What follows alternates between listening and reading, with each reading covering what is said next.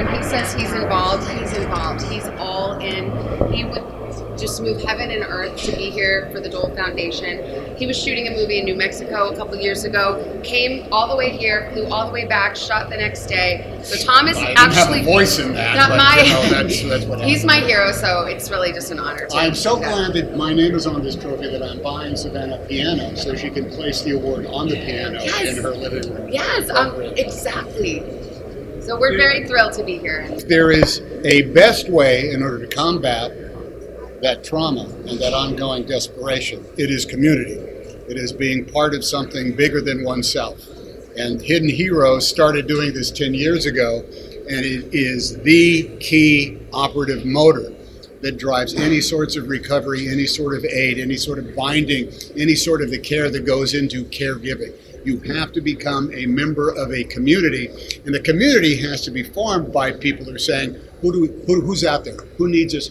Who wants us? And this is what's been going down with the Elizabeth Dole Foundation for the 10 years that I've been around. Yeah, I mean, I think so many of the caregivers will tell you their lowest moments, the hardest things were when they felt alone or isolated or unseen.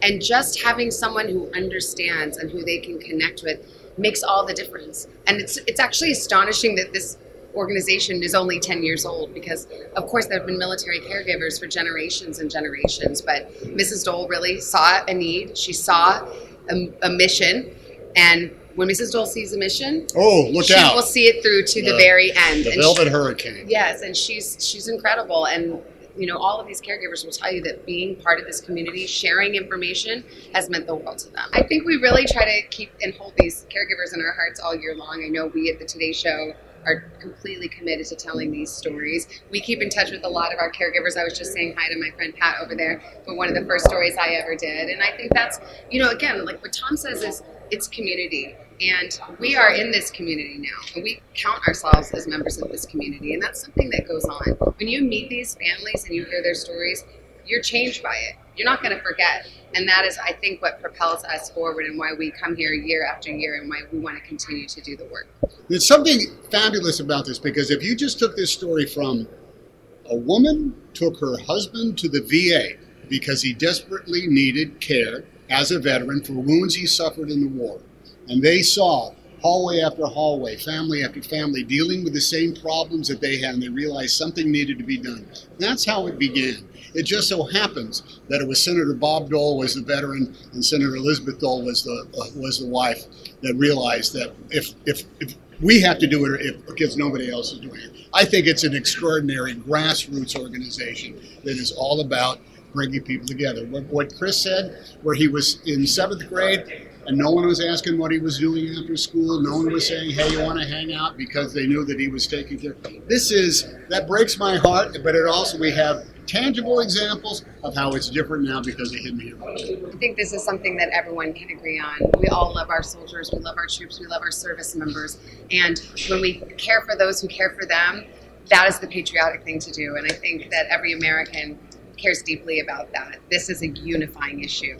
There's no division to be had here. We need to support those who are doing the hard work every single day, unseen, unheralded, of taking care of our veterans who come home with wounds that are seen and wounds that are often unseen. They come back changed, and they are relying on their families, mothers, fathers, siblings, and children to take care of them.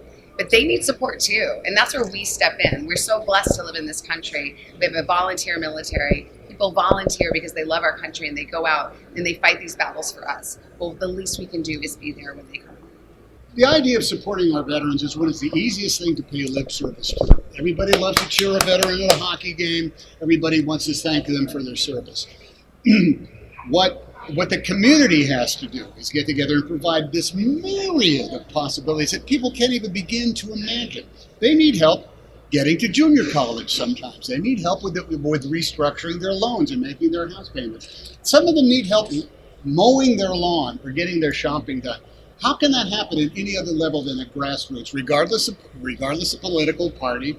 It's literally neighbors in a small town helping neighbors. When anybody ever says, well, you do a lot of stuff with veterans, don't you, Tom? I bombard them with information about Hidden Heroes. And if someone who comes up to me and says, hey, I'm a member of the Hidden Heroes, I want to know, how much do you use your organization? Who do you talk to in your community? What are the types of things that you've asked for and you provided yourself? Because it all comes down to a one-on-one service to our neighbor, to our street, to our community, to the city that we live in. And I mean, I'm sorry, I'm a sucker for that kind of stuff, but that's America at its absolute best, you know, it is.